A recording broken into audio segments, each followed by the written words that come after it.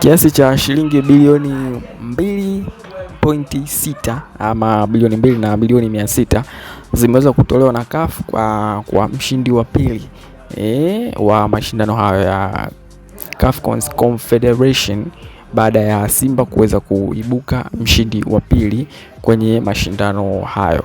Ikumbukwe tu Mei 25 ndio ilikuwa ni siku ambayo wamecheza finali yao ya pili ya CAF Confederation na kuweza kuibuka washindi wa pili, na maanisha walipoteza mchezo huu kwa bao 1-1, ni sare ya bao 1-1, na ikawapa advantage RS Berkane, wakaweza kwenda kuchukua ile taji kwa sababu walishashinda goli 2-0 kule kwao.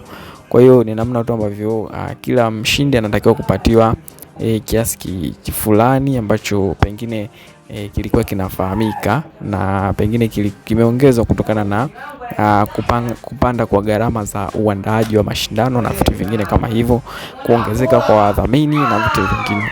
Lakini kwa upande wa klabu ya Yanga, wao wamepata dola 700,000 dola 700,000 ambao ni sawa sana bilioni 1.8 nafikiri 0.8. Kwa hiyo ni kama nusu tu, kwa sababu wao wameshia nafasi ya 3 kwenye makundi yao. Kwa hiyo oli vilabu vimevuna pesa nyingi sana kutoka CAF kwa sababu ya jitihada ambazo wamezionyesha kwenye michuano hii ya kimataifa, na vina nafasi pia kubwa ya kuweza kuonesha zaidi na zaidi kile ambacho wako nacho kwenye michuano ijayo, kwa sababu watu wanategemea mazuri zaidi kutoka kwao, kwa sababu hichi ambacho wamekionyesha mwaka huu inabidi ukifanye mara 2 yake au mara 4 yake zaidi, ili uweze kuwa bora zaidi kwenye mashindano ya CAF. Uwekezaji unahitajika mkubwa, usajili wa wachezaji wenye quality ya CAF na vitu vingine kama hivyo.